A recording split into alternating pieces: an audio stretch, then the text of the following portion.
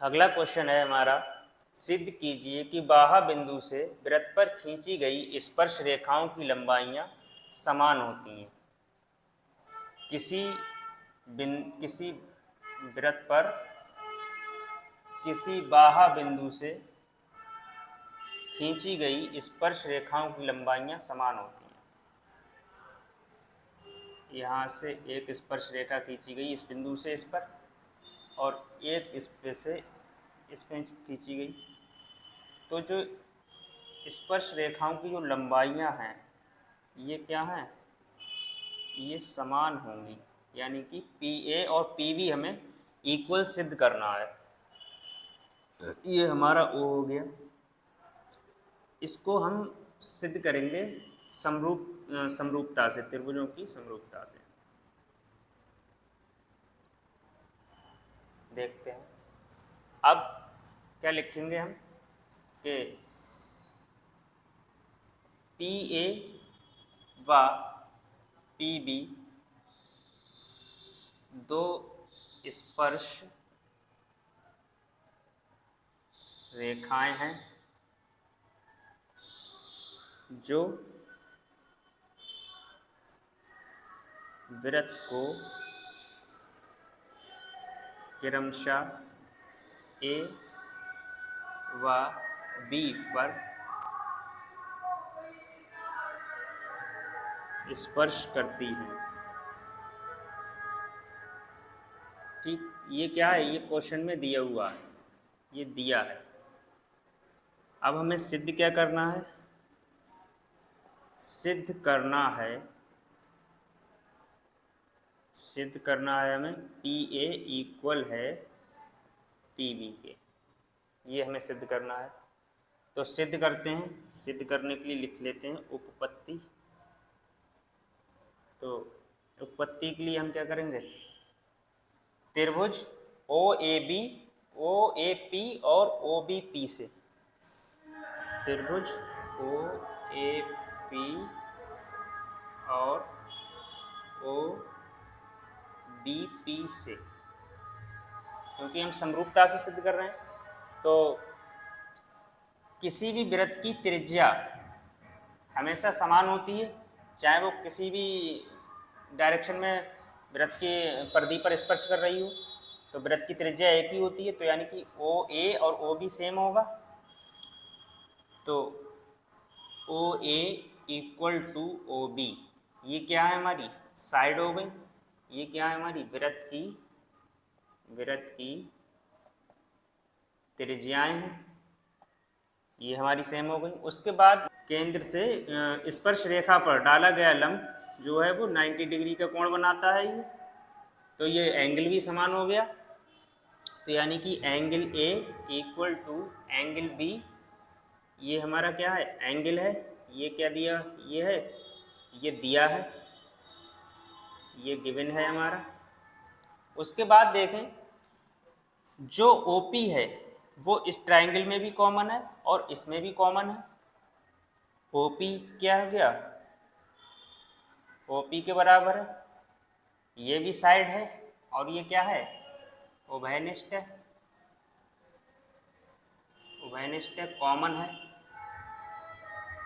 Common है दोनों में। तो जब तीनों चीज़ें ये कॉमन आ गई, यानी ऐसे एस आ गया, अतः SAS सर्वांग समता प्रमेय से त्रिभुज OAP सर्वांगसम होगा किसके, समरूप होगा किसके, त्रिभुज OBP, दोनों क्या है, समरूप है।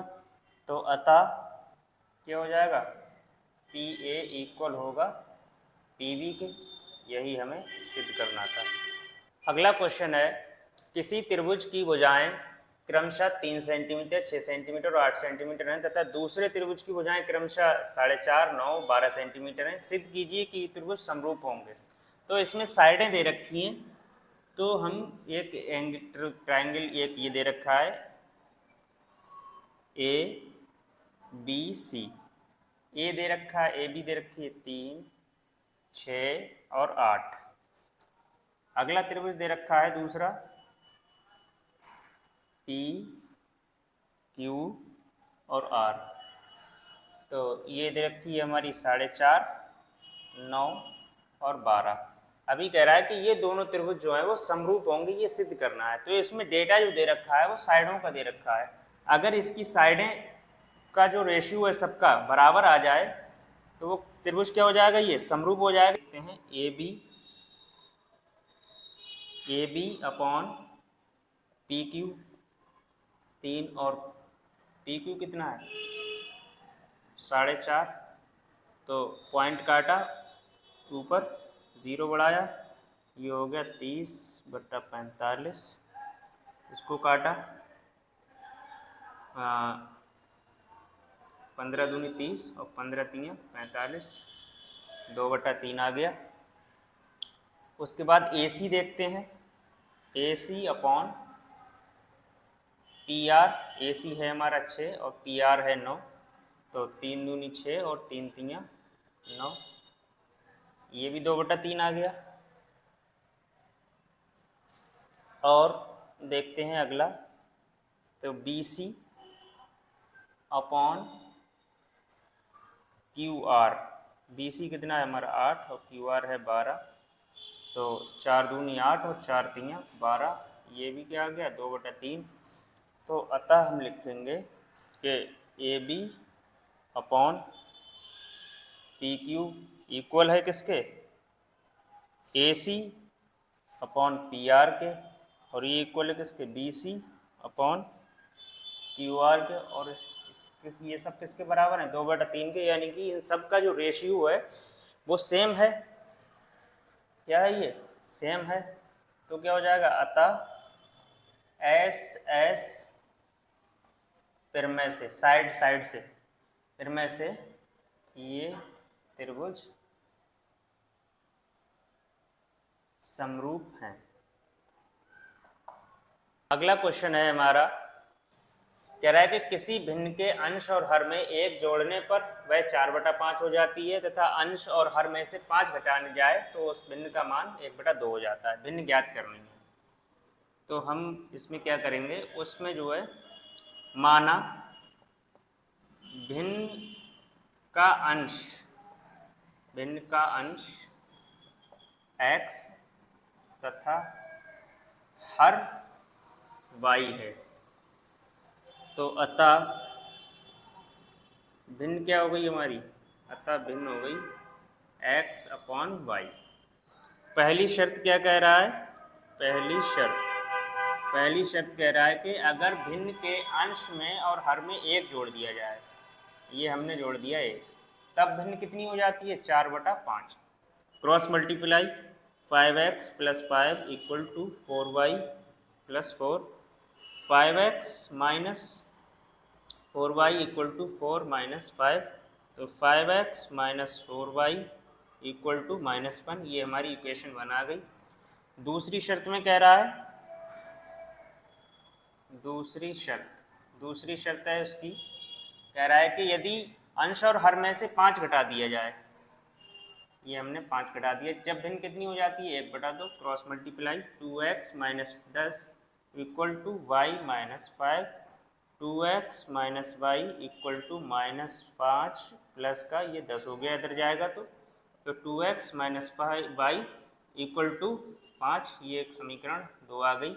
हमारे पास समीकरण 1 है, समीकरण 2 है। हमें x और y का मान अगर पता चल जाए तो हमें भिन्न मिल जाएगी। तो हम x और y का मान पता करने के लिए क्या करेंगे, समीकरण 1 व 2 से,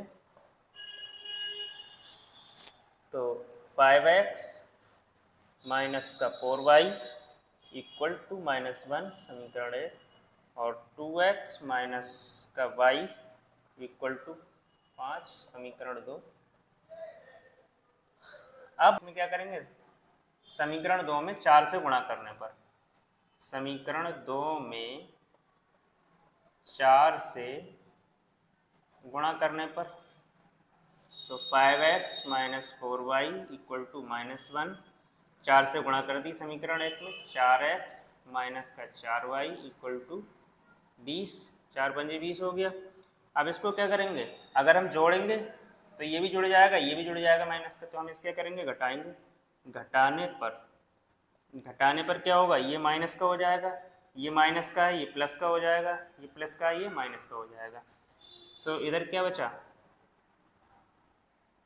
ये आपका 4 दूनी 8x होगा, 4 दूनी 8x, 4y 4 पंजे 20। ये बचा आपका माइनस का 3x, ये कट गया कैंसिल हो गया, ये हो गया माइनस का 21, माइनस से माइनस कैंसिल, और 3 सत्ते 21, x इक्वल टू 7 आ गया, x की वैल्यू आ गई। x की वैल्यू समीकरण 2 में रख देंगे, समीकरण 2 में x का मान रखने पर, x का मान रखने पर क्या हो जाएगा, 2 इंटू 7 माइनस वाई, ये है समीकरण 2, इक्वल टू 5, तो माइनस का y इक्वल टू 5, और ये हो गया 7 दूनी 14, इधर जाएगा माइनस का 14, तो y इक्वल टू माइनस का y इक्वल टू क्या बचा, 5 गया तो माइनस का 9, माइनस से minus cancel, y equal to 9 आ गया। तो भिन्न हमारी क्या हो गई, अतः भिन्न हो गई हमारी x अपॉन वाई, यानी कि 7/9, ये हमारी भिन्न आ गई। अगला क्वेश्चन है हमारा, निम्नलिखित समीकरण को हल कीजिए, 9x² माइनस 3x माइनस का 2। इसका हल करने का मतलब है इसके x की वैल्यू याद करनी है, तो इसके गुणनखंड करेंगे।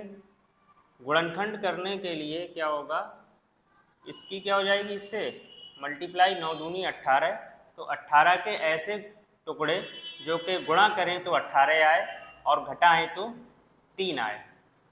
तो 9x² माइनस 6 तियाँ 18, और 6 में से 3 गया तो 3 बचा, 6 माइनस 3 x माइनस का 2 इक्वल टू 0। 9x² माइनस का 6x, और माइनस से प्लस, माइनस से गुणा हुई तो प्लस का 3x, और माइनस का 2 इक्वल टू 0। 9x², अब इसमें जो है कॉमन ले लेंगे, एक तो x कॉमन आ जाएगा इन दोनों में, इन दोनों में x कॉमन है एक तो, और क्या कॉमन है, 6 कॉमन आएगा नहीं, 2 आएगा नहीं, 3 कॉमन आ जाएगा, तो 3 तियाँ 9, x बचा, माइनस का 3 दूनी 6, x से x कट गया, इधर क्या कॉमन ले लेंगे, प्लस का 1 कॉमन ले लेंगे, 3x माइनस का 2 इक्वल टू 0। अब इन दोनों में से कॉमन क्या ले लेंगे, 3x माइनस 2, अब इधर क्या बचा, 3x प्लस 1 इक्वल टू 0। तो एक बार जो है इसको 0 को बराबर रख देंगे, एक बार इसको 0 को बराबर रख देंगे। यदि 3x माइनस 2 इक्वल टू 0, तो 3x बराबर 2 और x बराबर क्या आ गया, 2/3 आ गया एक टाइम, और एक बार जो है इसको बराबर रख देंगे, 3x प्लस 1 इक्वल टू 0, तो x इक्वल टू माइनस का 1 y 3 आ जाएगा। ये आपका समीकरण सॉल्व हो गया। अगला क्वेश्चन है हमारा, वह AP ज्ञात कीजिए जिसका तीसरा पद 16 है और 7वां पद जो है वो 5वें पद से 12 अधिक है। तो कैसे करेंगे इसको, पहला कह रहा है कि तीसरा पद यानी कि A3 जो है वो हमारा 16 है, और तीसरे पद को हम क्या लिख सकते हैं, A plus 2D equal to 16, एक कम लिखते हैं D में, ये हो गया। दूसरी बात कह रहा है कि 7वां पद यानी कि A7 जो है वो 5वें पद से 12 अधिक है, A5 प्लस 12, ये हमारा 7वां पद है। तो A7 को क्या लिख देंगे, A प्लस 6D लिख सकते हैं, और A5 को A plus 4D plus 12, A से A कैंसिल हो गया, 6D minus 4D equal to 12, तो इधर कितना बचा, 2D इक्वल टू 12, 2 6 12, डिफरेंस हमें मिल गया 6 आ गया हमारा, जो हमारी सीरीज है उसका डिफरेंस कितना है, 6 है। तो अगला जो है हमारा, इसका D का मान जो है समीकरण 1 में रख देंगे, D का मान समीकरण 1 में रखने पर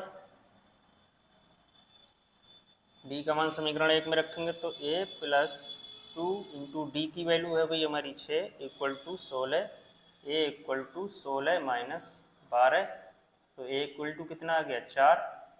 जब a और d हमारे पास है तो AP क्या हो जाएगी हमारी, AP होती है a plus D, a plus 2d, a plus 3d etcetera. तो a है हमारा 4 और 4 और 6 10 हो गया, और 4 और 6 दूनी 12, 12 और 4 16, ये है हमारा 4 और 6 3 18, 18 और 4 18 4 22, ये हमारी AP आ गई।